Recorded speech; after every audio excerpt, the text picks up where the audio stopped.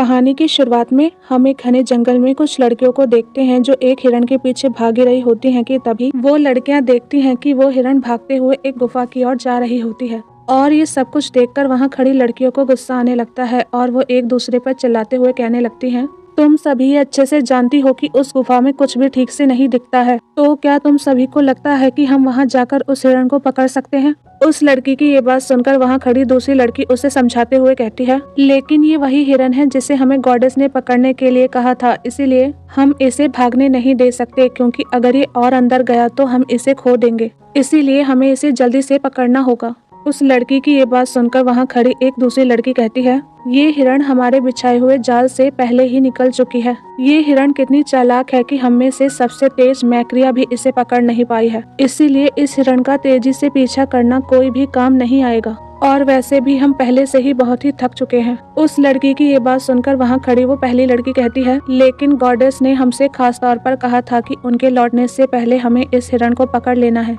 पर लगता है कि अगर ऐसा ही चलता रहा तो। उस लड़की के इतना कहते ही हम दूसरी लड़की को देखते हैं जो एक पेड़ पर खड़ी थी और उसके हाथों में एक धनुष भी था जिससे वो उस हिरण पर वार करती है, और फिर वो लड़की देखती है कि उसके धनुष से निकला हुआ तीर उस हिरण के गले पर लगता है, जिसे देखकर वहाँ खड़ी सभी लड़कियां चौंक जाती हैं। जिसके बाद वो लड़की उस पेड़ से नीचे उतरकर उन लड़कियों के पास जाती है और फिर उन सभी लड़कियों से मुस्कुराते हुए कहती है, मुझे माफ करना लेट आने के लिए, पर क्या तुम मुझे बता सकती हो कि उस हिरण का क्या हुआ? ये सुनकर एक लड़की उसके पास आती है और उससे कहती है, जैसा मैंने सोचा था ऐसा तुम ही कर सकती हो डैफ्नी, तुमने इतनी दूर से भी बिल्कुल ठीक निशाना लगा दिया। तुम्हारी तीरंदाजी हमें इम्प्रेस करने में कभी भी फेल नहीं हो सकती है। ये सुनकर डैफ्नी हंसते हुए कहती है, मैंने इतना भी कुछ खास काम नहीं किया है मैक्रिया, और क्या तुम मुझे बता सकती हो कि उस शिकार का क्या हुआ? डैफ्नी की ये बात सुनकर मैक्रिया उसे उसकी आर्चरी रिकॉर्ड्स के बारे में याद दिलाते हुए कहती है, डैफ्नी तुम फिर से मुझे चढ़ाने के लिए मुझसे ये सवाल पूछ रही हो ना?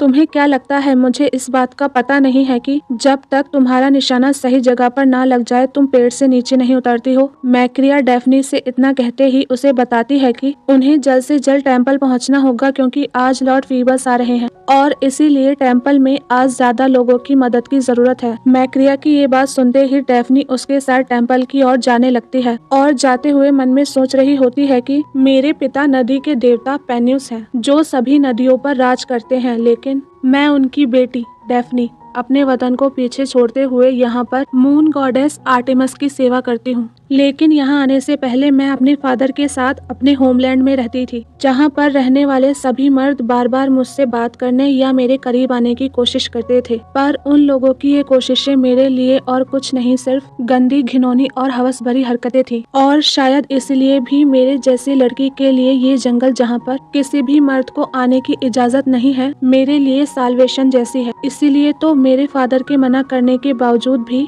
मैं अपना घर छोड़कर यहाँ चली आई, और यहाँ आकर मैंने मून गॉडेस जो इस राज्य पर राज करती हैं, उनसे हमेशा पवित्र रहने की कसम खाई है, क्योंकि इस जंगल में रहने वाली सभी लड़कियाँ गॉडेस की ब्लेसिंग्स की वजह से बिल्कुल सुरक्षित कहीं भी आ जा सकती हैं, और मेरे यहाँ रहने की सबसे जरूरी वजह है कि इस जगह में वो सब कुछ है जिसकी मुझे हमेशा से ख्वाहिश थी। डैफ्नी इतना मन में सोचते ही हंसते हुए खुद से कहती है, ये जगह जिसका नाम मून पैराडाइज है, ये मेरे रहने के लिए सबसे सुरक्षित जगह है। डैफ्नी मन में खुद से इतना कहते ही वहाँ खड़ी एक लड़की से पूछती है, अब जब मैं सोचती हूँ तो मुझे याद आता है कि वो हिरण साउथ ईस्ट की ओर भागा था। ये सुनकर वो लड़की कहती है, लगता है ये सब मैक्रिया की हरकत है। हाँ, मेरी छोटी बहन भी ना। उस लड़की की ये बात सुनकर डैफ्नी कहती है, आखिरकार ये बात तो सच है कि तुम्हारी बहन बहुत ही तेज भागती है। डैफ्नी उस लड़की से इतना कहते ही उससे पूछती है, वैसे क्या तुम्हें पता है कि आज लॉर्ड फीबस क्यों आ रहे हैं? डैफ्नी के इस सवाल के जवाब में वो लड़की कहती है,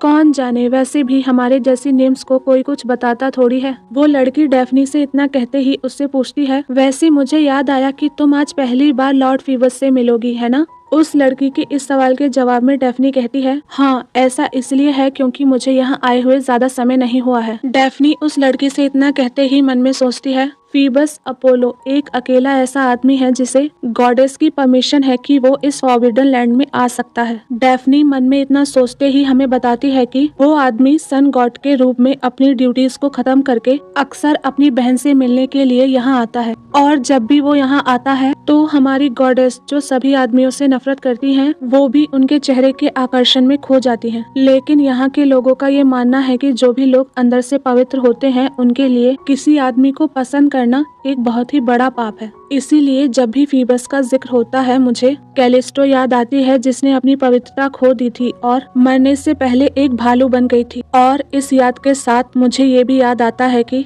असलियत में हमारी गॉडेस कितनी कठोर है। डेफनी इतना मन में सोच रही होती है कि तभी एक लड़की उससे कहती है, वैसे डेफनी, क्योंकि तुम पहली बार लॉर्ड फीबस से मिल रही हो, इसीलिए मैं तुम्हें ये पहले से ही वार्निंग दे देती हूँ, क्योंकि अगर गॉडेस को कभी भी ये पता चल गया तो हम सबका हाल कैलिस्टो जैसा हो जाएगा, क्योंकि लॉर्ड फीबस कोई आम आदमी नहीं है और अगर तुम उनका चेहरा एक बार देखोगी तो तुम अपनी नजरें नहीं हटा पाओगी। उस लड़की की ये बात सुनकर डेफनी मजाक में कहती है, आज तुम मुझसे कितनी डेंजरस बातें कर रही हो। हाँ, डेफनी को ऐसे मजाक करते हुए देखकर वो लड़की उसे समझाते हुए कहती है, नहीं डेफनी, लगता है तुम मेरी बातों को सीरियसली नहीं ले रही हो, लेकिन मुझे भी ये तब तक नहीं पता चला था जब तक मैंने उन्हें अपनी आंखों से नहीं देख लिया था। और इसीलिए मैं ये चाहती हूँ कि तुम्हें ये जरूर पता हो कि वो लड़की इसके आगे कुछ कहती ही कि तभी डेफनी उसकी बात को काटते हुए गुस्से में कहती है, बस करो, ये गॉडेस का सेक्रेट प्लेस है, इसीलिए यहाँ पर जो भी बात करो सोच समझ कर करो। डेफनी की ये बात सुनकर वो लड़की एक बार फिर से उसे समझाते हुए कहती है, मुझे ये बात अच्छे से पता है, पर लॉर्ड फीबस के चेहरे की चमक देखकर हर कोई अपने आप ही प्रभावित हो जाता है और इससे कोई भी नहीं बच सकता।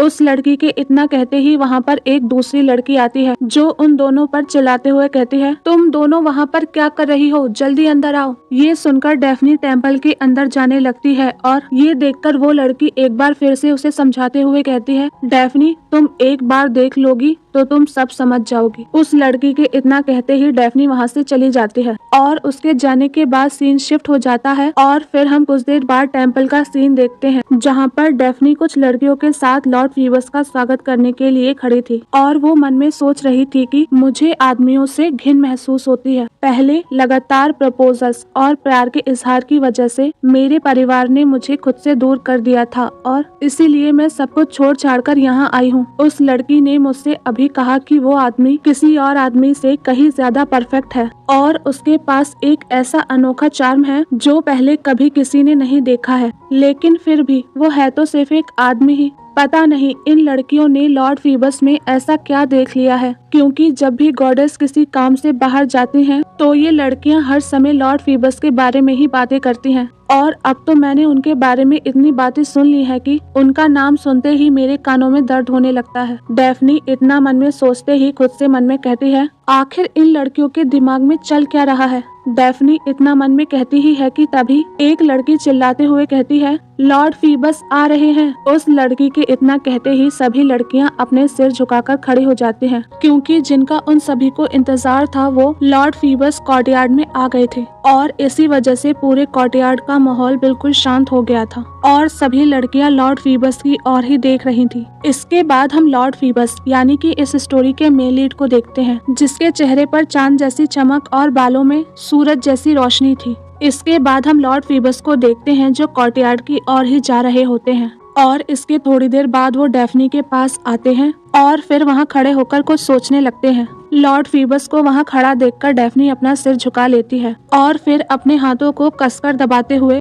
खुद को याद दिलाते हुए मन में कहती है, डेफनी, हम सभी लड़कियाँ यहाँ इसलिए आई हैं क्योंकि हम सभी मर्दों से नफरत करती हैं और इसीलिए सभी ने यहाँ आने से पहले ये वादा किया था कि हम ना ही किसी से दिल लगाएंगे और ना ही किसी की ओर देखेंगे और अगर हम में से किसी ने ये वादा तोड़ा तो जो भी पनिशमेंट हमें मिलेगी हम उसे एक्सेप्ट करेंगे। डेफनी खुद को ये बात याद दिला ही रही होती है कि तभी उसके कानों में उस लड़की की कही गई बातें गूंजने लगती हैं कि डेफनी, तुम अगर एक बार उन्हें देखोगी तो तुम सब समझ जाओगी, क्योंकि ना ही वो इरोस के तीर की तरह है और ना ही गॉडेस के किसी विश की तरह, लेकिन फिर भी जिस पल तुम उन्हें देखोगी तुम अपनी नजर नहीं हटा पाओगी। डेफनी इतना मन में सोचते ही लॉर्ड फीबस की ओर देखती है और फिर वो अपनी नजरें उनके चेहरे से हटा ही नहीं पाती। इसके बाद सीन शिफ्ट होता है और फिर हम कुछ दिनों बाद का सीन देखते हैं, जहाँ पर हम जंगल में एक हिरन को देखते हैं जिसके ऊपर कुछ लड़कियां निशाना लगा रही होती हैं, लेकिन वो निशाना चूक जाता है, जिसकी वजह से वो लड़कियां बहुत ही डिसअपॉइंट होती हैं और फिर उसमें से एक लड़की गुस्से में कहती है, अब हम क्या करें? ये हिरण हमारे शिकार करने का आखिरी चांस था और वो भी अब भाग चुका है। अब हम गॉडेस को क्या जवाब देंगे? ये सुनकर वहाँ खड़ी एक दूसरी लड़की उस लड़की से कहती है, गॉडेस को रिपोर्ट करने की रिस्पॉन्सिबिलिटी तुम्हारी होगी। ये सुनकर वो लड़की चिल्लाते हुए कहती है, क्या? इसके बाद हम एक और लड़की को देखते हैं जो वहीं पर खड़ी थी और निराश होते हुए कह रही थी, हम एक बार फिर से खाली हाथ वापस जा रहे हैं। वो लड़की इतना कहते ही वहाँ से जाने लगती है और जाते हुए उस पहली लड़की से कहती है, लगता है तुम्हें डेफनी से तीर को कैसे चलाते हैं वो सीखना होगा, क्योंकि अगर वो यहाँ पर होती तो इस हिरन को जरूर पकड़ लेती। उस लड़की की ये बात सुनकर वो लड़की डेफनी को याद करते हुए मन में सोचती है, डेफनी कई हफ्तों से शिकार करने के लिए जंगल में नहीं आई है और अगर मैं उसे बुलाने जाऊं भी तो वो तरह तरह के बहाने बनाकर बात को टाल देती है और अब तो हालात ऐसे हैं कि वो सिर्फ गॉडेस के बुलाने पर ही अपने कमरे से बाहर निकलती है। लेकिन हाल ही में उसके बहाने भी वो लड़की इतना सोचते ही मन में खुद से कहती है, शायद मैं कुछ ज्यादा ही सोच रही हूँ, है ना? मुझे आज बस वापस टेम्पल लौट जाना चाहिए, डेफनी ठीक ही होगी। वो लड़की मन में खुद से इतना कहती ही है कि तभी सीन शिफ्ट होता है और इसके बाद हम एक अंधेरे कमरे में डेफनी को बैठा हुआ देखते हैं, जो मन में सोच रही होती है उम्मीद और गायब होने की चाह। मैं आजकल दिन में कई बार इन दोनों के बीच में ही उलझी रहती हूँ और शुरू में मुझे समझ नहीं आ रहा था कि क्या लॉर्ड फीबस की और जो मेरा ये आकर्षण है वो सिर्फ एक वर्शिप है या फिर मैं उन्हें पसंद करती हूँ। लेकिन जब से मेरे दिल ने उन्हें दूर से देखने की बेवकूफी भरी उम्मीद मेरे मन में आई है, तब से मैं गॉडेस के द्वारा की गई रात वाले शिकार पर एक बार भी नहीं गई हूँ। इसके बाद डेफनी अपने तीर कमान की ओर देखते हुए मन में सोचती है, जब भी अंधेरे में मैंने तीर चलाया है और वो तीर जब जानवर के सिर पर लगा है, वही मेरे लिए सबसे रोमांचक भरा पल होता है। वो पल जब शिकारी और शिकार दोनों की सेंसेस अपने पूरे पीक पर होती हैं। वो रात का समय जो मुझे हमेशा खुशी देता है और जो मेरे लिए हमेशा से खास है, अब वो मुझे बिल्कुल भी प्रभावित नहीं कर रहा है। डेफनी इतना मन में सोचते ही लॉर्ड फीबस को याद करते हुए मन में खुद से कहती है, जब नाइट गॉडेस हेकाटे का पर्दा गिरता है तो वो अपने दिन भर का काम खत्म करके अपनी बहन से मिलने यहाँ आते हैं और लॉर्ड फीबस मेरी जिंदगी में इकलौते ऐसे इंसान हैं जिन्होंने ना ही मुझ पर कभी नजर डाली है और ना ही उन्हें मेरा नाम पता है, लेकिन फिर भी पता नहीं क्यों मैं पूरे दिन उनके ही बारे में सोचती रहती हूँ। डेफनी इसके बाद मन में सोचती है, लॉर्ड फीबस अपनी बहन से मिलकर तुरंत यहाँ से चले जाते हैं ताकि वो किसी बेनाम औरत के साथ अपना प्यार बांट सके। और ये सब देखकर मैं खुद से कहती रहती हूँ कि मेरे अंदर जो उनके लिए ये बेवकूफी भरी फीलिंग्स है, उन्हें मुझे भूल जाना चाहिए। लेकिन जब भी सुबह होती है और उनका सूरज रथ निकलता है तो मैं अपने आप को खुश होने से रोक नहीं पाती, मानो जैसे सूरज के नीचे मेरी पूरी दुनिया सिर्फ वही हो। डेफनी इतना मन में सोचते ही खुद से मन में कहती है, मैं कई रातों तक रोती रही, घबराती रही और खुद में ही गुम होती रही, पर अब मैं समझ गई हूँ कि उस आदमी से मुझे सिर्फ एक ही चीज चाहिए और वो है उसका एक बार मेरी ओर देखना और एक बार मेरी ओर देखकर मुस्कुराना, बिल्कुल वैसे जैसे उस समय वो मुस्कुरा रहा था जब पहली बार मैंने उसे देखा था, बस एक बार। डेफनी इतना मन में खुद से कह ही रही होती है कि तभी उसके कमरे में एक लड़की आती है जो उससे कहती है, डेफनी तुम्हारे ब्रेक में तुम्हें परेशान करने के लिए मुझे माफ करना, लेकिन लॉर्ड फीबस यहाँ पर आए हुए हैं पर सभी लोग शिकार पर गए हैं, इसीलिए काफी कम स्टाफ टेम्पल में है, पर हमें और लोगों की जरूरत है, इसीलिए क्या तुम हमारी मदद कर सकती हो? ये सुनकर डेफनी कहती है, हाँ मैं समझ गई, मैं जल्दी से रेडी होकर वहाँ पर आती हूँ। ये सुनकर वो लड़की वहाँ से जाते हुए डेफनी से कहती है, ठीक है, जब तुम तैयार हो जाओ तो रिसेप्शन रूम में आ जाना। वो लड़की इतना कहते ही वहाँ से चली जाती है और उसके जाते ही डेफनी मन में सोचती है, मैंने कहा था कि मुझे बस इतना ही चाहिए, लेकिन रात होते ही मैं एक बार फिर से बिखर गई, पर इसका मैं कुछ कर भी नहीं सकती। डेफनी इतना मन में सोचते ही खिड़की के बाहर देखकर कहती है, जब सूरज उगता है तो वो हमेशा याद आते हैं और जब रात होती है तो वो यहाँ पर आ जाते हैं और उन्हें यहाँ देखकर मैं इस चांदनी रात में एक्साइटमेंट में यहाँ से वहाँ भटकती रहती हूँ और शायद ये एक ऐसी चीज है जिसे मैं रोक नहीं सकती। डेफनी के इतना कहते ही सीन शिफ्ट होता है और फिर हम टेम्पल के अंदर का सीन देखते हैं जहाँ पर लॉर्ड फीबस आराम से एक चेयर पर बैठे थे और उनसे कुछ मेट्स पूछ रही थी, लॉर्ड फीबस क्या मैं आपके लिए ठंडा पानी ले आऊं? ये सुनकर लॉर्ड फीबस कहते हैं, मुझे प्यास नहीं लगी है और मैं बस अपने हाथ धोना चाहता हूँ, जिसके लिए तुमने पहले से ही किसी को मेरी मदद करने के लिए बुला लिया है, वही मेरे लिए काफी है। इसीलिए बाकी सबको यहाँ से भेज दो और यहाँ पर सिर्फ 2-3 लोगों को ही रहने दो, क्योंकि मुझे यहाँ पर थोड़ी शांति चाहिए। लॉर्ड फीबस की ये बात सुनकर वहाँ से 1-2 लड़कियों को छोड़कर बाकी सभी लड़कियां वापस जाने लगती हैं। और इसके थोड़ी देर बाद हम डैफ्नी को एक बर्तन में पानी और एक साफ कपड़े के साथ वहाँ पर आते हुए देखते हैं कि तभी लॉर्ड फीबस वहाँ पर खड़ी एक लड़की से पूछते हैं, तुम्हारी मिस्ट्रेस कहाँ है? इसके जवाब में वो लड़की कहती है, वो आज लेडा डॉटर्स के साथ नदी के किनारे गई है। उस लड़की की ये बात सुनकर लॉर्ड फीबस फ्रस्ट्रेट होते हुए कहते हैं, क्या मुसीबत है, तो आज वो फिर से देर से लौटेगी, है ना? लॉर्ड फीबस को ऐसे गुस्से में देखकर वो लड़की डरते हुए कहती है, मैंने उन्हें बता दिया है कि आप आ गए हैं और मुझे विश्वास है कि ये खबर सुनकर वो जल्दी वापस आ जाएंगे। वो लड़की लॉर्ड फीबस से बात कर ही रही होती है कि तभी हम देखते हैं कि डैफ्नी जो एक पानी का बर्तन अपने साथ लेकर आई थी, उसने उसे जमीन पर रख दिया है और वो मन में सोच रही है कि उसे यहाँ से अब चलना चाहिए। कि तभी वो लॉर्ड फीबस की ओर देखती है और ये देखकर शॉक्ड होती है कि लॉर्ड फीबस उसी की ओर ही देख रहे हैं। डैफ्नी इसके आगे कुछ सोच पाती कि तभी लॉर्ड फीबस वहाँ पर खड़ी लड़की से पूछते हैं, ये लड़की कौन है? इसके जवाब में वो लड़की कहती है, ये रिवर्स गॉड पेन्यूस की बेटी है।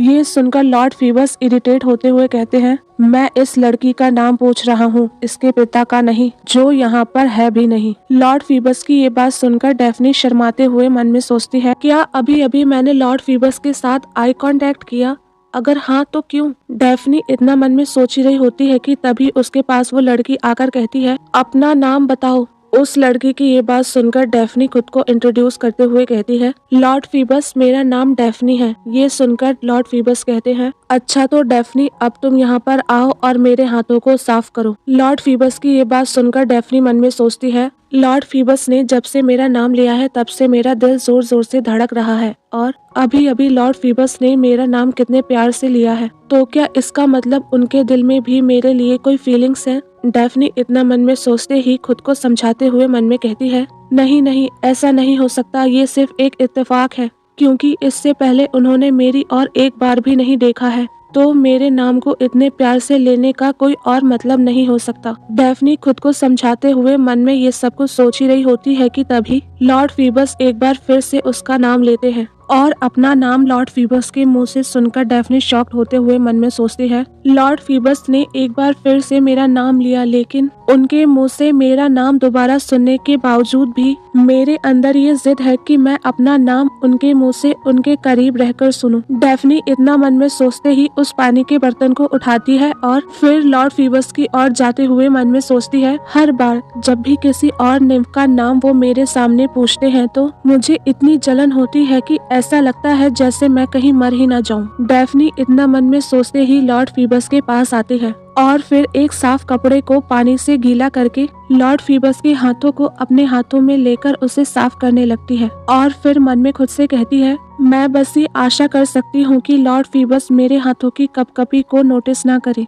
डैफ्नी मन में खुद से इतना कहकर घबरा ही रही होती है कि तभी लॉर्ड फीबस उसके फिंगर्स को टच करते हैं और ये देखकर डैफ्नी पूरी तरह से शॉक्ड होकर लॉर्ड फीबस की ओर देखती है। इसके बाद हम लॉर्ड फीबस को देखते हैं जो डैफ्नी के चेहरे पर ऐसे एक्सप्रेशंस देखकर मुस्कुराते हुए कहते हैं, इस तरह से तो ऐसा लग रहा है जैसे कोई छोटा बच्चा मेरे हाथों से खेल रहा हो। लॉर्ड फीबस की ये बात सुनकर वहाँ पर खड़ी वो दूसरी लड़की कहती है, अगर डैफ्नी का इनएक्सपीरियंस होना आपको इतना ही परेशान कर रहा है तो क्यों ना मैं आपके लिए किसी दूसरी अप्सरा को बुला लूं। ये सुनकर लॉर्ड फीबस कहते हैं, नहीं, इसकी कोई जरूरत नहीं है, क्योंकि मुझे ऐसे ही अच्छा लग रहा है, इसीलिए इस लड़की को बदलने की कोई जरूरत नहीं है। लॉर्ड फीबस के इतना कहते ही हम डैफ्नी को देखते हैं जिसका चेहरा शर्म से लाल हो गया था और इसके बाद हम दूसरी लड़की को देखते हैं जो लॉर्ड फीबस से कह रही होती है, लॉर्ड फीबस, अगर किसी भी तरह से ये लड़की वो लड़की इसके आगे कुछ कहती है कि तभी लॉर्ड फीबस उसे रोकते हुए कहते हैं, तुम चिंता मत करो, क्योंकि मैं ये बात अच्छे से जानता हूँ कि अगर मैंने बिना सोचे समझे इसे छू दिया तो मेरी प्यारी बहन अपने भाई पर तीर चला देगी। लॉर्ड फीबस उस लड़की से इतना कहते ही डैफ्नी की ओर देखकर मुस्कुराते हुए कहते हैं, तुम ये बात अच्छे से जानती हो ना कि जब मैं अपनी बहन को नाराज कर देता हूँ तो क्या होता है। लॉर्ड फीबस इसके बाद कहते हैं, वैसे तो वो मेरी बहन है, लेकिन हम एक दूसरे से बिल्कुल अलग हैं, क्योंकि वो अपनी चीजों को लेकर बहुत ही ज्यादा ओवर प्रोटेक्टिव है। लॉर्ड फीबस की ये बात सुनकर डेफ्नी मून गॉडेस को याद करते हुए मन में सोचती है, उनकी चीजें यानी लॉर्ड फीबस की बहन की चीजें, या फिर साफ साफ शब्दों में कहूँ तो गॉडेस आर्टेमिस की चीजें, जिनका हम सभी लड़कियां एक छोटा सा हिस्सा हैं, और शायद इसीलिए गॉडेस हम सभी के लिए बहुत ही ज्यादा पॉसेसिव है। और ऐसा इसलिए है क्योंकि गॉडेस अपनी छोटी से छोटी चीज, चाहे वो चीज उनके पैरों में ही क्यों ना पड़ी हो, वो ये बिल्कुल बर्दाश्त नहीं करेंगे कि कोई वो चीज उनसे छीन ले। डेफ्नी इतना मन में सोचते ही एक बार फिर से लॉर्ड फीबस के हाथों को साफ करने लगती है, और फिर मन में सोचती है, अब मैं इसके बारे में बिल्कुल नहीं सोचूंगी, क्योंकि अभी लॉर्ड फीबस मुझसे बात कर रहे हैं और उनसे बात करने की सिर्फ फीलिंग्स ही मेरे दिल पर किसी लहर के बहने जैसी लग रही हैं। डेफ्नी लॉर्ड फीबस के हाथों को साफ करते हुए इतना मन में सोच ही रही होती है कि तभी हम लॉर्ड फीबस को देखते हैं, जो डेफ्नी की ओर देखकर मन में कुछ सोचते हैं, और फिर वहाँ पर खड़ी उस दूसरी लड़की से कहते हैं, इस लड़की को ये काम करने दो और तुम यहाँ से जाओ और जाकर मेरे लिए थोड़ी शराब लेकर आओ। ये सुनकर वो लड़की कहती है, जैसी आपकी मर्जी लॉर्ड फीबस। वो लड़की इतना कहते ही वहाँ से जाने लगती है, और उसे जाते हुए देखकर डेफ्नी डर जाती है, और फिर घबराते हुए लॉर्ड फीबस की ओर देखती है, और फिर डेफ्नी ये देखकर सरप्राइज्ड होती है कि लॉर्ड फीबस उसी की ओर ही देख रहे हैं। इसके बाद हम देखते हैं कि लॉर्ड फीबस डेफ्नी की उंगली को पकड़कर उससे कहते हैं, मेरी बहन ने मुझे पहले तुम्हारे बारे में बताया था कि उसे पेन्यूस की बेटी बहुत ही पसंद आई है, और मुझे उस समय ये नहीं पता था कि वो तुम हो डेफ्नी। लॉर्ड फीबस डेफ्नी से इतना कहते ही उसके करीब आते हैं। देखते हैं कि लॉर्ड फीबस डेफ्नी से पूछ रहे होते हैं, डेफ्नी तुम आज शिकार पर गई थी ना, तो तुम्हारा शिकार कैसा रहा, और क्या कहीं मेरी बहन ने तुम्हें परेशान तो नहीं किया, क्योंकि जहाँ तक मुझे पता है मेरी बहन को हंटिंग स्किल्स से खुश करना बहुत ही मुश्किल है, और इस चीज में उसे खुश करने के लिए तुम्हें काफी हुनरमंद होना जरूरी है, और क्योंकि उसने तुम्हारा जिक्र मेरे सामने पहले किया है, तो इसमें कोई शक नहीं कि तुम एक हुनरमंद इंसान हो, और इसीलिए मैं ये जानने के लिए बहुत ही क्यूरियस हूँ कि तुम्हारा आज का शिकार कैसा गया। और देखो डेफ्नी, इसी वजह से मैंने बाकी सभी अप्सराओं को यहाँ से पहले ही भेज दिया है, ताकि तुम बिना किसी परेशानी के मुझे सारी बातें बता सको। तो डेफ्नी, क्या तुम अब मुझे बताओगे कि तुम्हारा आज का दिन कैसा बीता? लॉर्ड फीबस की ये बात सुनकर डेफ्नी उनके चेहरे की ओर देखकर मन में सोचती है, फीबस से मिलने से पहले मैं बस एक गुमनाम चेहरा थी, पर इसके बावजूद उन्होंने मेरा नाम लिया और मुझ जैसी गुमनाम लड़की को डेफ्नी नाम से याद रखा।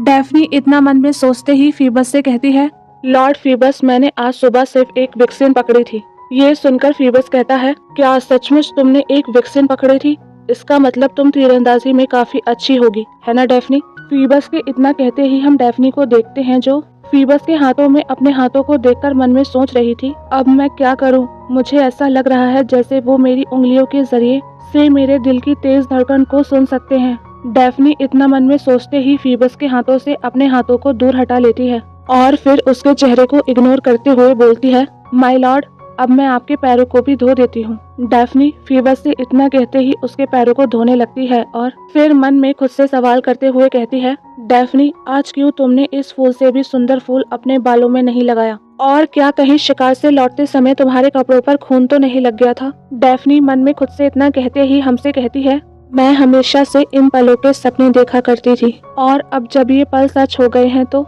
मैं कैसे लॉर्ड फीबस के सामने इतने डिस्ग्रेसफुल स्टेट में खड़ी हूँ। डेफ्नी हमसे इतना कहती ही है कि तभी लॉर्ड फीबस उससे कहते हैं, तुम और लोगों से बहुत ही डिफरेंट हो डेफ्नी। फीबस की ये बात सुनकर डेफ्नी बहुत ही शॉक्ड होती है, और फिर मन में हमसे कहती है, फीबस से मिलने से पहले मैं हमेशा से। डेफ्नी हमसे इसके आगे कुछ कहती ही कि तभी वो फीबस की ओर देखती है, और वो उसके चेहरे की खूबसूरती को देखकर इस तरीके से गुम होती है कि वो इसके आगे हमसे कुछ कह ही नहीं पाती। इसके बाद हम देखते हैं कि फीबस डेफ्नी से मुस्कुराते हुए पूछता है, डेफ्नी, क्या मेरे चेहरे की ओर देखना तुम्हारे लिए इतना मुश्किल है? फीबस की ये बात सुनकर डेफ्नी डरते हुए कहती है, मुझे ये बात कहने के लिए माफ कर दीजिए लॉर्ड फीबस, पर मुझे लगता है कि मुझ जैसी छोटी अप्सराओं को आप जैसे गॉड की आंखों में आंखें डालकर ऐसे खुलेआम देखना सही नहीं होगा। और वैसे भी लॉर्ड फीबस, मैं आपकी आंखों में आंखें डालने की हिम्मत कैसे कर सकती हूँ? डेफ्नी की ये बात सुनकर फीबस उससे पूछता है, क्या ये सब सच है?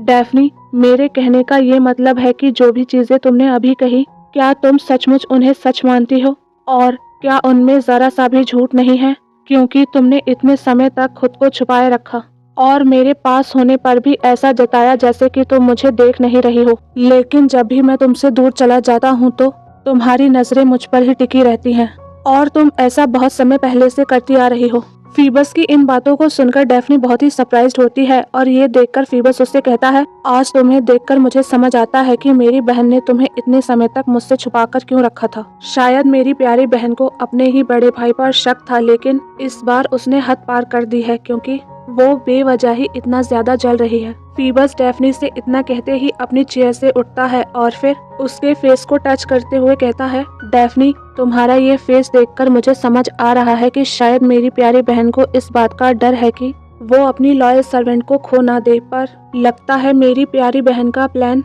ये नहीं है कि वो तुम्हें मुझसे छुपा सके, पर लगता है कि वो मुझे तुमसे छुपाना चाहती है। फीबस इसके बाद डेफनी के चेहरे की ओर देखकर कहता है, डेफनी लगता है कि अभी तक मेरी बहन को ये पता नहीं है कि सिर्फ मेरा तुम्हारा नाम लेने पर ही तुम्हारे चेहरे के एक्सप्रेशंस बदल जाते हैं। इसके बाद फीबस डेफनी के लिप्स को टच करते हुए कहता है, लगता है इस बार मेरी प्यारी बहन ने बहुत ही गलत अंदाजा लगाया था क्योंकि वो तुम्हें मुझसे दूर रखना चाहती थी ताकि तुम भी बेचारी कैलिस्टो की तरह भालू ना बन जाओ, पर लगता है मेरी प्यारी बहन ने कभी भी अंदाजा नहीं लगाया होगा कि उसकी प्यारी डेफनी तो मुझे बहुत ही पहले से पसंद करती है। इसके बाद फीबस डेफनी के और भी करीब आता है और फिर उससे कहता है, डेफनी तुमने अभी अभी कहा कि तुम में गॉड की आंखों में आंखें डालने की हिम्मत नहीं है, तो फिर तुमने उसी गॉड से झूठ बोलने की हिम्मत कैसे की? सचमुच डेफनी तुम इतनी भी सीधी नहीं हो जितनी तुम दिखती हो। फीबस डेफनी से इतना कहते ही अपनी चेयर से उठता है और फिर उससे कहता है, डेफनी तुम्हारी किस्मत अच्छी है क्योंकि मैं अपनी बहन जितना कठोर नहीं हूँ और इसीलिए मैंने ये तय किया है कि मैं अपनी बहन से कुछ नहीं कहूँगा, पर मेरी एक शर्त है कि अब से तुम्हें समझदारी से रहना होगा ताकि तुम भी किसी पत्थर की मूर्ति में ना बदल जाओ। इसके बाद फीबस डेफनी की ओर देखकर गुस्से में कहता है, डेफनी मेरे हाथों को धोते समय तुम कांप रही थी और अब मेरी ओर देखकर इस तरीके के एक्सप्रेशंस बना रही हो जैसे मैंने तुम्हारे साथ कुछ गलत किया हो। बस करो डेफनी, अब तुम यहाँ से जाओ। फीबस को इतने गुस्से में देखकर डेफनी बहुत ही डर जाती है और फिर मन में खुद से कहती है, भले ही फीबस ने मुझे माफ कर दिया हो लेकिन फिर भी मुझे ऐसा लग रहा है जैसे मेरा दिल टूट रहा हो। डेफनी इसके बाद खुद से सवाल करते हुए मन में कहती है, अगर मेरे दिल में लॉर्ड फीबस के लिए कोई भी फीलिंग्स नहीं है तो मैं उनकी इन बातों को सुनकर इतनी दुखी क्यों हूँ? और अगर सचमुच मैं कभी नहीं चाहती थी कि वो मेरी ओर देखें तो फिर क्यों? डेफनी मन में खुद से इतना कह रही होती है कि तभी सीन शिफ्ट होता है और फिर हम कुछ दिनों बाद का सीन देखते हैं जहाँ पर हम ये देखते हैं कि डेफनी अपनी फ्रेंड्स के साथ जंगल की ओर जा रही होती है और मन में खुद से कह रही होती है कि उस दिन के बाद से कुछ नहीं बदला। डेफनी मन में खुद से इतना कहते ही हमें फीबस के बारे में बताते हुए कहती है, फीबस अपोलो देवताओं के भी देवता हैं, शायद इसीलिए सभी उनकी चमक देखकर अपने आप ही अपने सिर झुका लेते हैं और शायद उन लोगों का ऐसा करना जायज भी है क्योंकि लॉर्ड फीबस का फेस ऐसा है जैसे कि सनलाइट से बना हो और उनके गोल्डन कलर के बाल और उनकी स्काई ब्लू कलर की आंखें, उन्हें देखकर ऐसा लगता है कि पूरा आसमान उन्हीं के नीचे है और उनके शोल्डर्स पर वो रॉयल पर्पल कलर का क्लॉक। इन सभी चीजों को देखकर मुझे कभी कभी लगता है जैसे उनकी ये खूबसूरती किसी नॉर्मल इंसान जैसी कभी हो ही नहीं सकती। डेफनी फीबस के बारे में हमें इतना बताते ही मन में खुद से कहती है, लॉर्ड फीबस की खूबसूरती के साथ साथ एक चीज और है जो कभी नहीं बदल सकती और वो है मेरी ओर देखना और देखकर एक बार मुस्कुराना। डेफनी इसके बाद दुखी होते हुए मन में सोचती है, उस दिन के बाद से जब भी मैं लॉर्ड फीबस से मिली तो ना ही उन्होंने मेरी ओर देखा और ना ही मेरा नाम लिया और कभी कभी तो वो मेरी ओर देखकर ऐसे बिहेव करते जैसे कि मैं उनकी कोई दुश्मन हूँ। डेफनी इसके बाद दुखी होते हुए मन में खुद से कहती है, पता नहीं क्यों पर लॉर्ड फीबस को ऐसे बिहेव करते हुए देखकर मुझे बहुत ही दर्द महसूस होता है और कभी कभी ये दर्द इतना बढ़ जाता है कि इसे संभालना मेरे लिए मुश्किल हो जाता है। डेफनी इसके बाद मन में सोचती है, मैंने इससे पहले अपनी पूरी जिंदगी में कभी भी इतना दर्द फील नहीं किया था जितना अब कर रही हूँ। डेफनी इसके बाद लॉर्ड फीबस को याद करते हुए मन में खुद से कहती है, लॉर्ड फीबस का मेरा नाम लेने से पहले और मेरा प्यार को समझने से पहले मुझे कभी भी इतना दर्द महसूस नहीं हुआ जितना अब हो रहा है। डेफनी इसके बाद मन में सोचती है, मुझे अब लगता है कि जब मेरी फीलिंग्स के बारे में किसी को नहीं पता था तो शायद उस समय फीबस ने मुझ पर ऐसा कर्ज कर दिया था कि मैं इतना टूट गई कि उसकी कही गई सभी बातों को सच मानने लगी। डेफ्नी इसके बाद लॉर्ड फीबस को याद करते हुए मन में खुद से कहती है, फीबस की एक झलक, उनकी एक मुस्कुराहट और उनका मेरी और थोड़ा सा अटेंशन ही मुझे खुशी से भर देता है। पर उनका यही अटेंशन मुझे एक समय के बाद मुझे उन्हीं अंधेरों में धकेल देता है जहां से उसकी शुरुआत हुई थी। और ऐसा मेरे साथ एक बार नहीं बार बार होता है और यही सिलसिला चलता रहता है। इसके बाद डेफ्नी मन में सोचती है, लॉर्ड फीबस को पहली बार देखने के बाद जब भी मैं उन्हें देखती थी तो मैं बहुत घबरा जाती थी, लेकिन अब जब मैं उन्हें नहीं देख पा रही हूँ तो ऐसा लग रहा है जैसे कि समय थम सा गया हो। और शायद इसी वजह से मेरी हालत बिल्कुल वैसी हो गई है जैसे किसी कैदी की हालत जेल में रहने से होती है। डेफ्नी के इतना मन में सोचते ही सीन शिफ्ट होता है और फिर हम कुछ दिनों बाद का सीन देखते हैं जहां पर हम देखते हैं कि लॉर्ड फीबस और आर्टेमस टेम्पल की ओर जा रहे होते हैं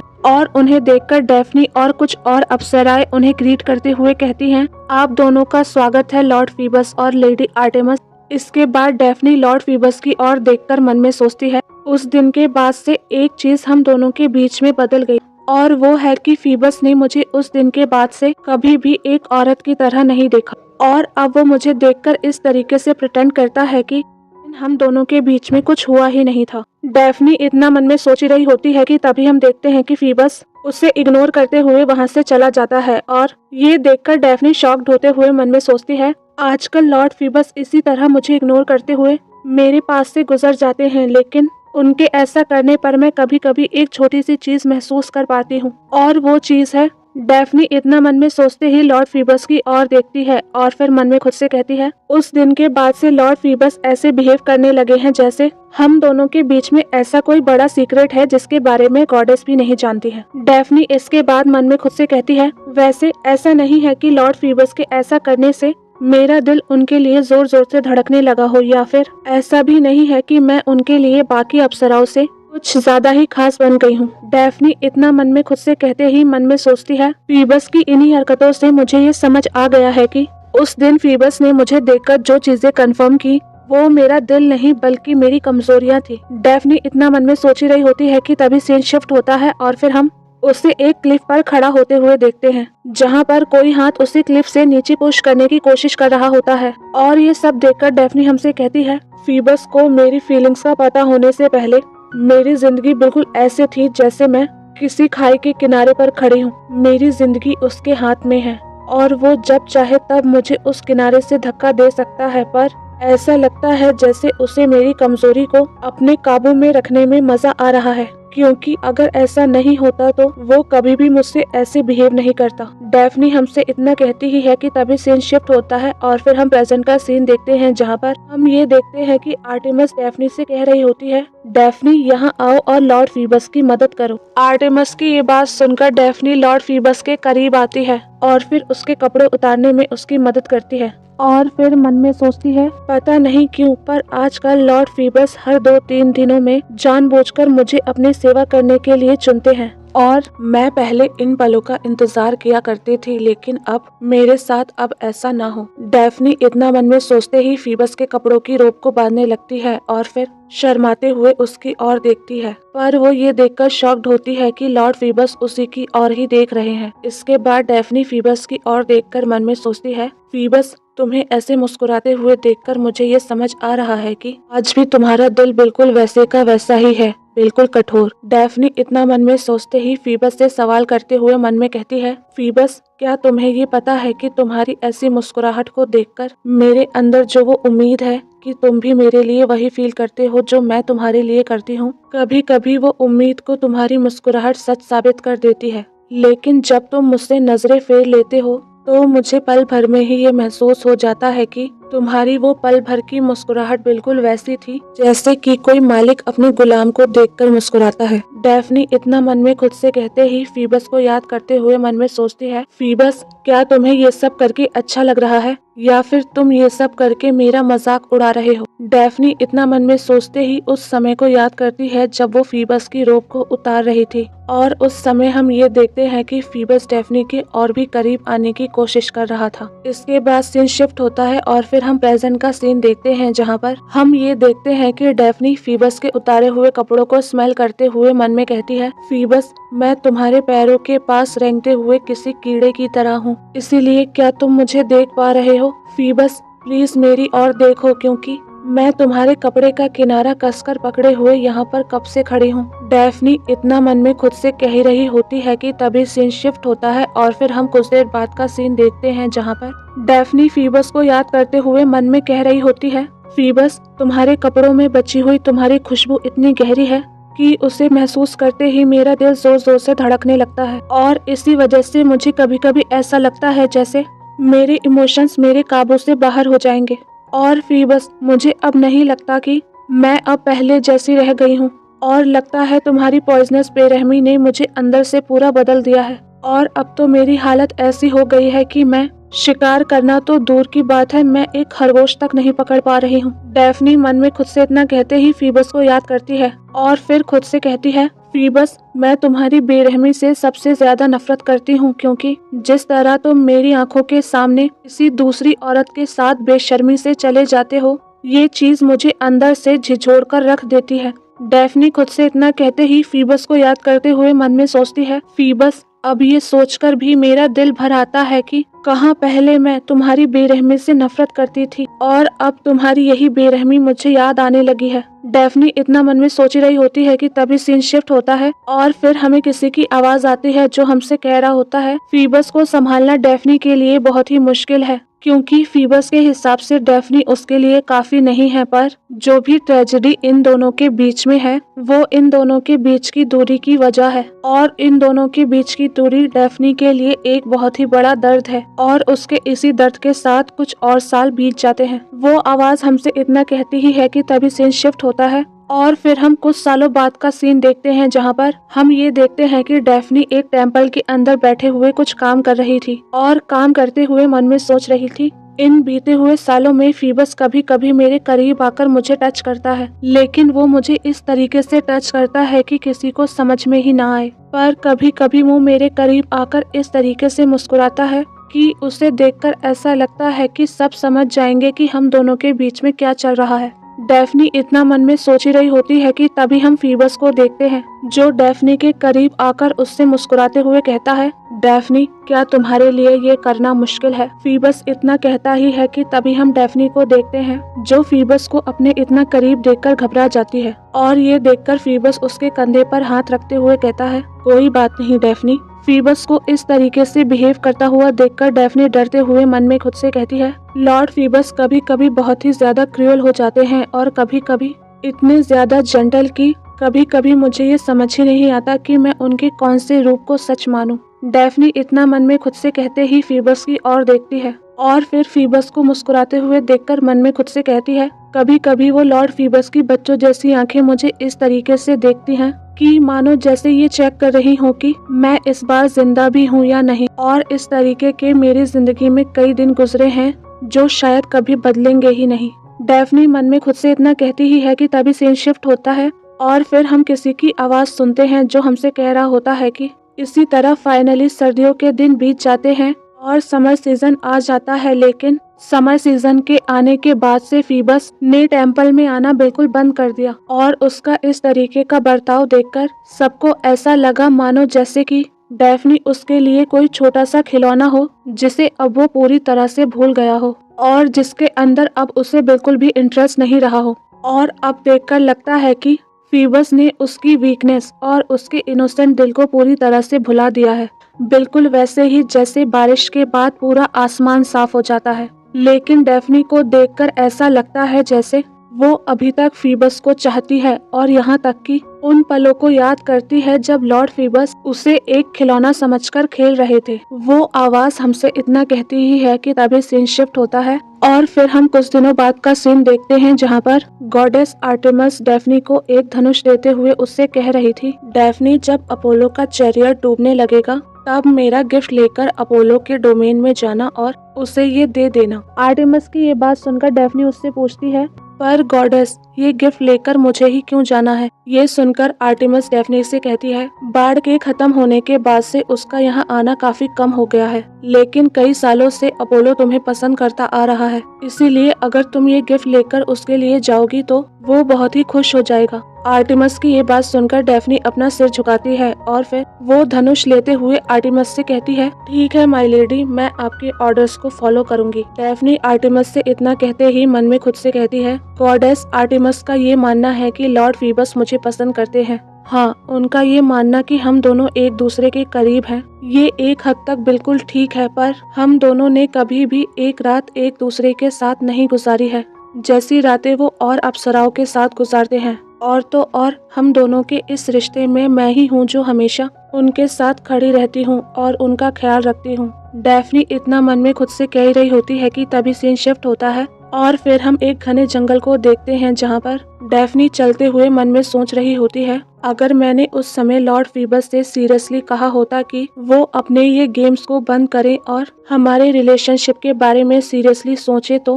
हो सकता है कि शायद इतने सालों के बाद हम दोनों का रिलेशनशिप बदल जाता, लेकिन अब तो ऐसा हो नहीं सकता। पर इतने सालों के बाद शायद ये पॉसिबल हो कि लॉर्ड फीबस का दिल बदल गया हो और शायद यही मेरा मौका है कि मैं अपने प्यार को लॉर्ड फीबस के सामने बयां कर सकूं। डेफनी इतना मन में सोचते सोचते ही फीबस के डोमेन तक पहुंच जाती है और फिर फीबस को याद करते हुए मन में खुद से कहती है, मैं अब इस दर्द वाले प्यार से इतना परेशान हो गई हूँ कि अब बस इसे मैं खत्म करना चाहती हूँ, चाहे इसके लिए मुझे सब कुछ रिस्क पर ही क्यों ना डालना पड़े। डेफनी ये सब मन में खुद से कहकर खुद को करेज देते हुए आगे बढ़ ही रही होती है कि तभी वो फीबस को किसी और लड़की के साथ इंटीमेट होते हुए देखती है और ये सब देखकर वो इतना शॉक्ड होती है कि जिस जगह पर वो खड़ी होती है वहाँ से वो हिल तक नहीं पाती। इसके बाद हम ये देखते हैं कि फीबस उस लड़की के साथ इंटीमेट होते हुए डेफनी की ओर देखता है और फीबस को अपनी ओर ऐसे देखते हुए डेफनी को इतना डिस्गस्टिंग फील होता है कि वो वहाँ से भागने लगती है और भागते हुए मन में सोचती है, ये क्या था। डेफनी इतना मन में सोचकर भागी रही होती है कि तभी उसका पेड़ एक टहनी पर लगता है और वो धड़ाम से जमीन पर गिर जाती है और फिर रोते हुए मन में सोचती है, इस पल में भी जब मेरा दिल पूरी तरह से टूट रहा है, फिर भी क्यों, आखिर क्यों। मैं ये सोच रही हूँ कि काश वो लड़की मैं होती तो। डेफनी इतना मन में सोचते ही गॉड से प्रे करते हुए कहती है, ओ एफ्रोडाइटी, प्यार की देवी, अगर आप स्वर्ग में हो तो प्लीज मेरी प्रे को सुनिए कि अगर फीबस मुझे एक बार एक औरत के रूप में देख पाता है, किसी खिलौने के रूप में नहीं, और उसका प्यार सिर्फ और सिर्फ मेरे लिए हो, किसी और के लिए नहीं, तो अगर ये सब कुछ सच हो सकता है तो मैं बिना किसी अफसोस के भी मर सकती हूँ। डेफनी गॉड से इतना कहते ही अपने पूरे होश में आती है और फिर खुद से कहती है, अभी मेरे मन में ये क्या चल रहा है। डेफनी खुद से इतना कहते ही मन में सोचती है, अब मैं कहाँ जाऊँ और क्या करूँ। डेफनी इतना सोचते ही गॉडेस को याद करते हुए कहती है, हाँ, मुझे सबसे पहले गॉडेस के पास जाना चाहिए। डेफनी इतना खुद से कहते ही जमीन से उठती है और फिर फीबस का धनुष जो वो उसे देने के लिए लेकर आई थी उसे वो जमीन पर रखती है और फिर खुद से कहती है, मैं कभी भी इस जगह पर वापस नहीं आऊंगी। डेफनी इतना कहते ही वहाँ से जाने लगती है कि तभी सीन शिफ्ट होता है और फिर हम एक दूसरी गॉडेस को देखते हैं जो अपने ग्रीन हाउस में बैठकर आराम से चाय पी रही होती हैं और मुस्कुराते हुए कुछ सोच रही होती हैं। में हम एक आवाज को सुनते हैं जो हमें एक कहानी सुनाते हुए कहता है, ये कहानी है एफ्रोडाइट के बेटे इरोस की। जब वो एक मासूम सा लड़का था और उसकी किस्मत ने अभी अभी अपनी पूरी कहानी को लिखना शुरू किया ही था, और इसी वजह से जिस समय वो लिटिल गॉड अपनी माँ की नजरों से दूर रहता था तो वो पूरी दुनिया में निश्चिंत घूमता फिरता था, और वो भी अपने हाथों में एक नन्हा सा तीर और धनुष लिए हुए, जो उसकी मॉम एफ्रोडाइट ने कभी उसे प्यार से एक तोहफे में दिया था। इरोस ओलंपस से लेकर एफ्रोडाइट के डोमेन तक, और एफ्रोडाइट के डोमेन से उसके टेम्पल्स तक, और उसके टेम्पल से डिमेटर के अनाज के गोदामों तक, और फिर हेड्स की जमीन जहाँ कभी सूरज की रोशनी नहीं होती वहाँ तक, और आखिर में सूरज के पुजारियों की भूमि जहाँ अपोलो का राज है और उसकी भविष्यवाणियाँ मशहूर है, वहाँ तक घूमता फिरता था। इसके बाद वो आवाज हमसे कहती है, ये कहानी शुरू होती है एक छोटे से तीर से जो लिटिल गॉड इरोस ने चलाया था। हाँ, वही सुनहरा तीर जो जिस इंसान के भी लगता वो अपने सामने आने वाले पहले इंसान से प्यार कर बैठता, चाहे वो इंसान कोई भी हो। और हाँ, इसके बिल्कुल उल्टा एक और शीशे का तीर भी था, जो अगर किसी इंसान के लग जाता तो वो उस आदमी के लिए अपने दिल में इतनी गहरी नफरत भर लेता था कि सामने वाला इंसान जानकर दुश्मन लगने लगता है। और यही वो तीर था जो इरोस कभी भी किसी इंसान पर चला देता था। और वैसे ये सभी चीजें इरोस इसलिए करता था क्योंकि इरोस की भी अपनी माँ जैसी चंचल और शरारत भरी फितरत थी, और शायद इसी वजह से उसे प्यार के नाम पर मचने वाली उस पूरी अफरा तफरी में बेइंतहा मजा आता था। लेकिन इरोस को ऐसे काम बिल्कुल पसंद नहीं थे जिनकी जिम्मेदारी वो खुद ना ले सके। इसीलिए जब वो वहाँ से चला जाता था तो इसके बाद जो इलाके बचे रहते थे उन्हें संभालने वाले छोटे देवता हमेशा मुश्किल में पड़ जाते थे। और शायद इसी वजह से लॉर्ड फीबस आज खुद माउंट परनासस की छोटी सी घाटी तक आए थे ताकि वो इरोस को एक अच्छा सबक सिखा सके। वो आवाज हमसे इतना कहती ही है कि तभी हम फीबस को देखते हैं, जो एक लड़की की बात सुनकर इतना इरिटेट होता है कि वो उससे गुस्से में कहता है, सचमुच ये बच्चा कितना परेशान कर देने वाला है। फीबस इतना कहते ही अपने गुस्से को कंट्रोल करता है और फिर उस लड़की से कहता है, ठीक है, तुम ज्यादा चिंता मत करो, मैं इसे वापस भेज दूंगा। ये सुनकर वो लड़की चैन की सांस लेती है और फिर फीबस से मुस्कुराते हुए कहती है,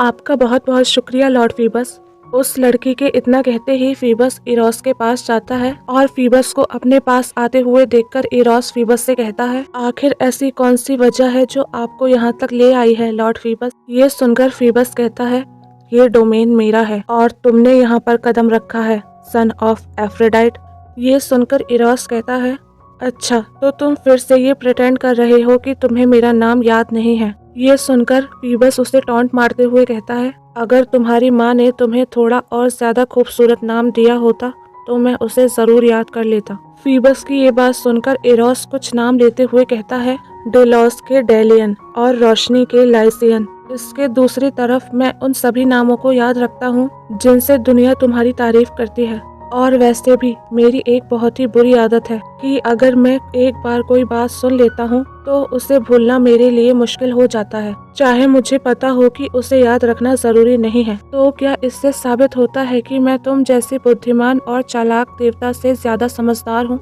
ये सुनकर फीबस मुस्कुराते हुए कहता है, अगर कुछ नाम याद करने से बुद्धि साबित हो जाती तो दुनिया का हर इंसान पहले से ही एक ज्ञानी होता। इरोस फीबस के मुंह से अपना नाम सुनकर इरोस मुस्कुराते हुए कहता है, तो तुम्हें मेरा नाम याद था। इरोस फीबस से इतना कहते ही मन में सोचता है, ये समझना बिल्कुल ठीक है कि तुम्हारा नाम बाकी गॉड के नाम से ज्यादा अलग और स्पेशल क्यों है। इरोस मन में इतना सोचते ही मुस्कुराते हुए फीबस से पूछता है, और वैसे भी लॉर्ड फीबस, आपको इंसानों का आपकी तारीफ करना काफी पसंद है ना। ये सुनकर फीबस थोड़ा इरिटेट होता है और इसीलिए वो उससे गुस्से में कहता है, और तुम्हें पसंद है इंसानों का अटेंशन, इसीलिए तो तुम अपना टॉय बस उनके फेवर्स को जीतने के लिए यूज करते रहते हो और कभी कभी उन्हें मुश्किल में भी डाल देते हो। और जहाँ तक मुझे पता है कि तुम ह्यूमंस और बीस्ट की आंखों को अंधी कर देते हो और अपने छोटे मोटे इमोशनल गेम्स को शुरू करने के लिए उन लोगों के दिमाग को कंफ्यूज करते रहते हो, और उन्हें कंफ्यूज होता हुआ देखकर तुम ये सोचते हो कि तुम कोई ग्रेट इंसान बन गए हो। इरोस, आखिरकार तुम्हारे पास बस इतनी सी ही ताकत है।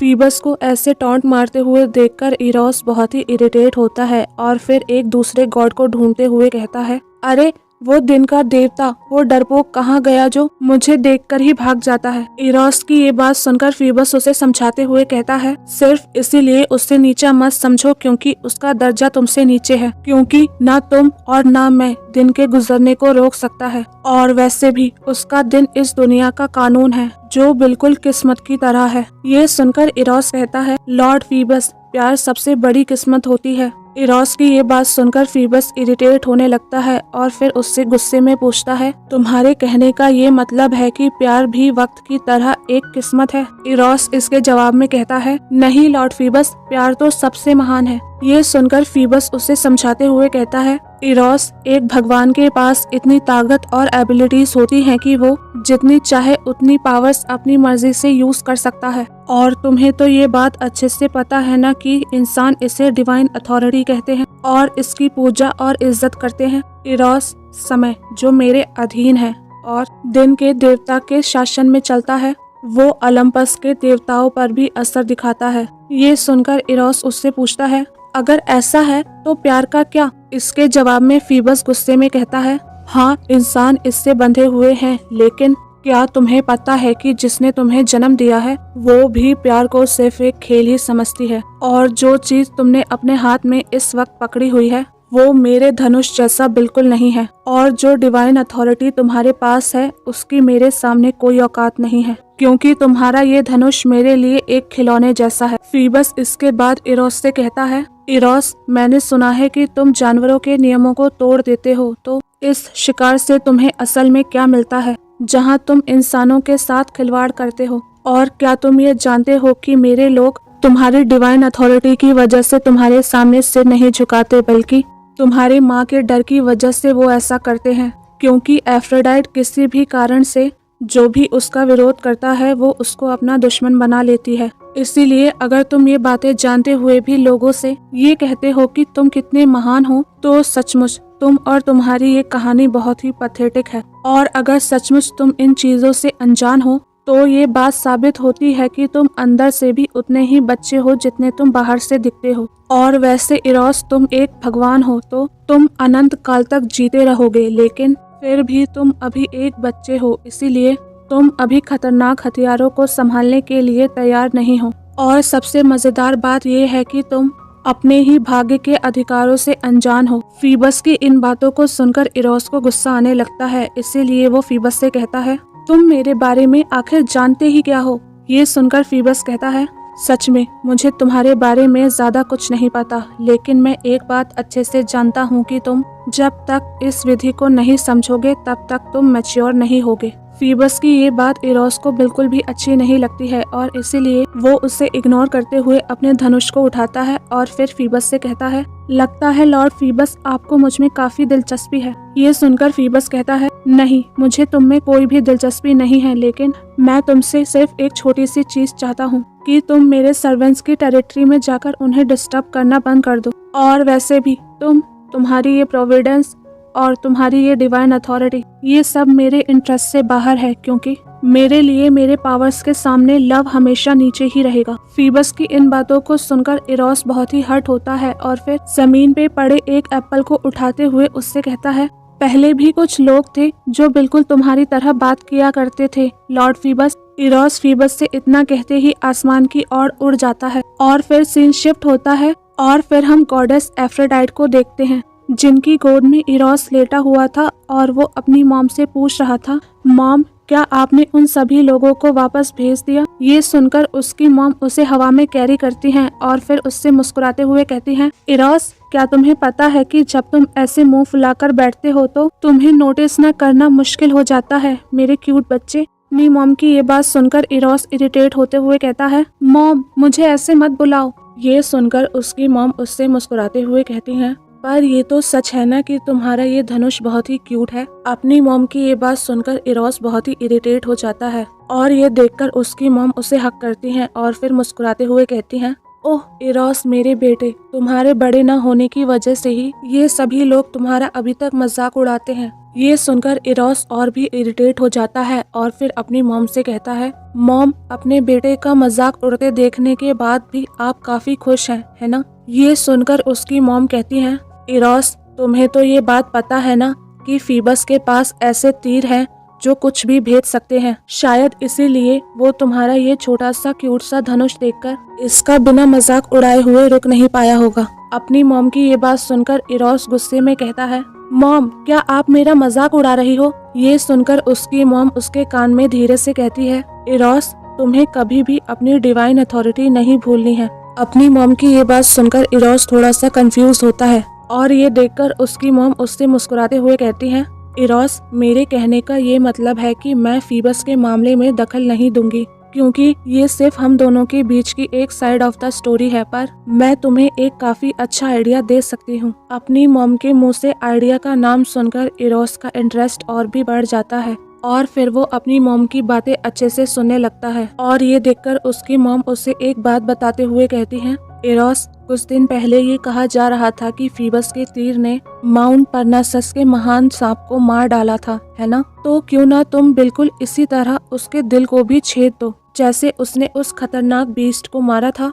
उसी तरह तुम भी उसका दिल खत्म कर सकते हो। और क्या तुम समझते हो इरोस कि तुम्हारे लिए फीबस उस बड़े सरपेंट से ज्यादा और कुछ नहीं है जिसे उसने कुछ दिनों पहले ही मारा था? और सच सच बताऊं तो इस बात को गुजरे कितना समय हो गया है, फिर भी देखो उसकी धूप आज भी घमंड लिए चमक रही है, जैसे वक्त ने उसे छुआ ही ना हो। और अभी भी वो फीबस उस पुराने काम की तारीफ और ग्लोरी में ही डूबा हुआ है। अपनी मॉम की ये बात सुनकर इरोस इरिटेट होते हुए मन में सोचता है, मॉम ये क्या कह रही हैं? अभी तो इस बात को गुजरे आधा महीना भी कंप्लीट नहीं हुआ है। इरोस इतना मन में सोच रहा होता है कि तभी उसकी मॉम उससे कहती है, आजकल इंसानों के बीच रीजन और रिस्ट्रेंट उन ट्विन सिबलिंग्स जैसे हो गए हैं, क्योंकि उनकी पावर्स बहुत ज्यादा बढ़ गई है और उनकी वजह से लव और प्लेजर के लिए अब कोई भी जगह नहीं बची है। लेकिन जो अप्सराएं आर्टेमिस को अपना आइडियल मानती हैं, उन्हें ये एहसास नहीं है कि उनकी गॉडेस असल में कितनी बेरहम है। एफ्रोडाइट इतना कहते ही इरोस को एक कहानी सुनाते हुए कहती है,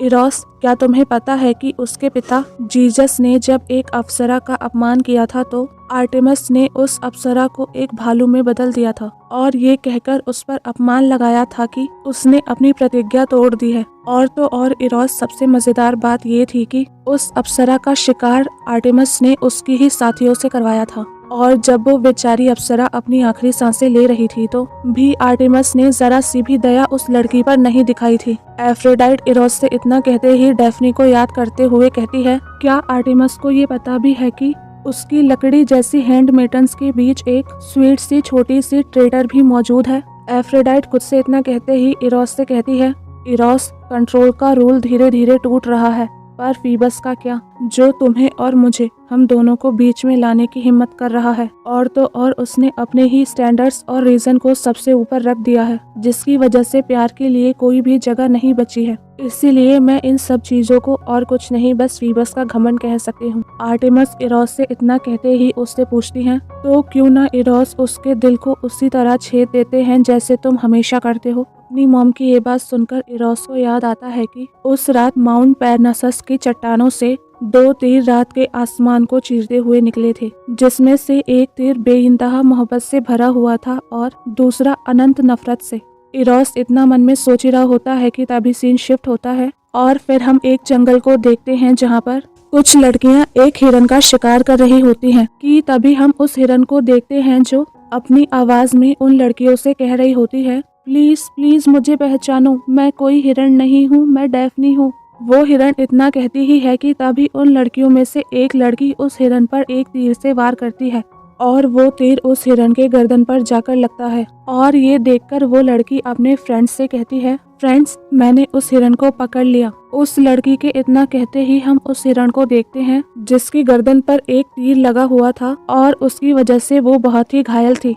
और रोते हुए उस लड़की से कह रही थी, यूक्लिया, प्लीज मुझे पहचानो, ये आवाज मेरी है। वो हिरन इतना कहती ही है कि तभी हम यूक्लिया को देखते हैं जो उस हिरन को देखकर इतना डिस्गस्ट फील करती है कि वो उससे गुस्से में कहती है, नीच प्राणी। यूक्लिया के इतना कहते ही वो हिरन डेफ्नी के रूप में बदल जाता है और ये देखकर वहाँ पर खड़ी एक लड़की मुस्कुराते हुए कहती है, तुम ये बात अच्छे से जानती हो ना डेफ्नी की जो कुत्ता अपने मालिक से ही गद्दारी करता है उससे आखिर में मरना पड़ता है। वो लड़की इतना कहते ही जोर जोर से हंसने लगती है कि तभी डेफ्नी की नींद खुल जाती है और फिर उसे ये बात रियलाइज होती है कि ये सिर्फ एक बुरा सपना था। इसके बाद डेफ्नी जमीन से उठती है और फिर हैरान होते हुए यहाँ वहाँ देखने लगती है और फिर खुद से कहती है, आखिर मैं कहाँ हूँ। डेफ्नी खुद से इतना कहती ही है कि तभी उसे एक कौवा दिखता है जिसे देखकर वो कहती है, ये तो फीबस का कौवा है, इसका मतलब ये जगह गॉडेस का डोमेन नहीं है। डेफ्नी खुद से इतना कहते ही घबराते हुए मन में सोचती है,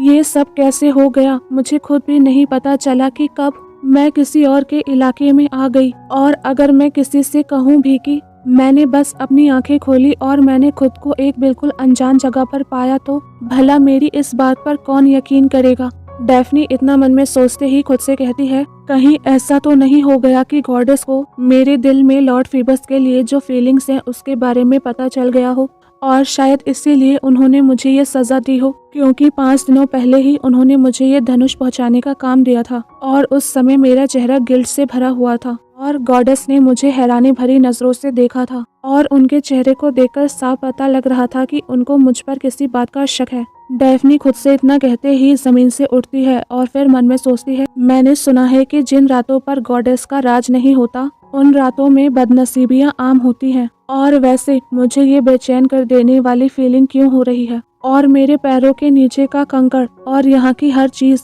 मुझे डर और घिन से क्यों भर देती है। डेफनी इतना मन में सोचते ही यूक्लिया के चेहरे का वो डिस्गस्टिंग लुक याद करती है जो उसने सपने में देखा था और ये याद आते ही वो घबरा जाती है और फिर खुद से कहती है, क्या वाकई मेरे साथ कुछ बुरा हो गया है जो मैं समझ नहीं पा रही हूँ। डेफनी खुद से इतना कहती ही है कि तभी एक हाथ उसके करीब आता है और फिर उसे अपनी ओर खींचने लगता है, जिसे देखकर डेफनी घबरा जाती है और फिर उस हाथ की ओर देखते हुए कहती है, लॉर्ड फीबस आप। डेफनी के इतना कहते ही हम फीबस को देखते हैं जो डेफनी को देखकर मुस्कुराते हुए कहता है, आखिरकार तुम मुझे मिल ही गई मेरी डेफनी। तुम्हें पता है मैंने सपने में देखा था कि तुम मेरे जंगल में अकेली भटकती हुई खो गई हो और क्या तुम्हें पता है कि मेरे सपने में तुम्हें ऐसे तन्हा देखकर मेरा दिल दर्द से भर गया था। इसके बाद फीबस डेफनी से पूछता है, डेफनी क्या तुम ठीक हो। फीबस डेफनी से इतना पूछते ही उसके पैरों की ओर देखता है और फिर घबराते हुए कहता है,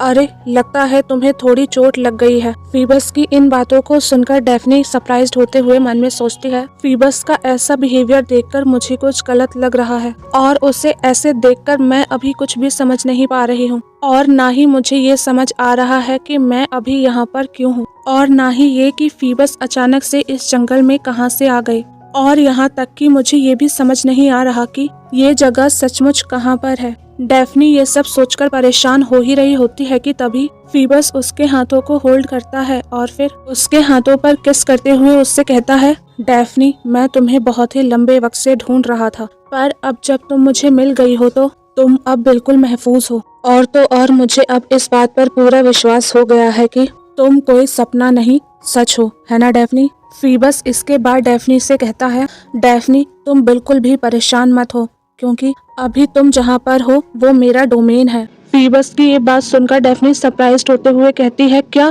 इसके बाद डेफनी मन में सोचती है, यहाँ पर फीबस ने मुझे बहुत सी ऐसी बातें कही जो मेरी समझ से बाहर थी, लेकिन सबसे हैरान कर देने वाली चीज थी उसकी आंखें जो मैंने अपनी पूरी जिंदगी में कभी भी ऐसी नहीं देखी थी। और वैसे उसकी आंखें इस वक्त ऐसी लग रही हैं जैसे कि उनमें किसी और दुनिया की गहराई बसी हो जो मुझे चुपचाप अपनी ओर खींच रही हो। डेफनी ये सब सोचकर परेशान हो ही रही होती है कि तभी फीबस उससे मुस्कुराते हुए कहता है, डेफनी अब डरने की कोई बात नहीं है। फीबस की ये बात सुनकर और उसके चेहरे पर ऐसे एक्सप्रेशंस को देखकर डेफनी अपने हाथों को उसके हाथों से दूर हटाती है और फिर चिल्लाते हुए कहती है, नहीं तुम कौन हो। डेफनी इतना कहते ही फीबस की आंखों में देखती है और फिर मन में सोचती है, इस वक्त फीबस की आंखें बिल्कुल किसी ऐसे आदमी की आंखों जैसी लग रही हैं जैसे कि वो इस दुनिया की सबसे प्यारी और खूबसूरत औरत को देख रहा हो। डेफनी इतना मन में सोच रही होती है कि तभी फीबस उससे कहता है, तुम इतनी घबराई हुई क्यों हो डेफनी, उठो होश में आओ। ये सुनकर डेफनी फीबस से दूर जाते हुए कहती है, नहीं तुम लॉर्ड फीबस हो ही नहीं सकते। डेफनी की ये बात सुनकर और उसे खुद से दूर जाते हुए देखकर फीबस उसके जुल्फों पर हाथ फेरते हुए कहता है, अब समझ आया, शाम के वक्त जंगल में भटकते हुए तुम हेकाटे की किसी जंगली शरारत का शिकार हो गई हो। फीबस की इन बातों को सुनकर और उसके मुस्कुराते हुए चेहरे को देखकर डेफनी मन में सोचती है, इस समय फीबस की आंखों में एक अजीब सी नरमी है, फिर भी मेरा दिल दर्द से बेचैन है और सच कहूँ तो इसका अब कोई भी मतलब नहीं है क्योंकि डेफनी इतना मन में सोच रही होती है कि तभी फीबस उसके चेहरे पर हाथ रखता है और फिर उससे कहता है, डेफनी ये कोई सपना नहीं है, इसलिए तुम आराम से चैन ले सकती हो। फीबस की ये बात सुनकर डेफनी मन में खुद से कहती है, ये चीज सिर्फ एक हकीकत हो या फिर एक भ्रम, अब इस बात से कोई फर्क नहीं पड़ता क्योंकि ये वही पल था जिसका मैं कभी बहुत ही ज्यादा इंतजार किया करती थी और तो और इस पल को मैंने कई बार अपने सपनों में भी देखा था, पर अब जब वो पल सचमुच मेरे सामने आया है तो ये पल बहुत ही डरावना लग रहा है। डेफनी इतना मन में सोच रही होती है कि तभी एपिसोड खत्म हो जाता है।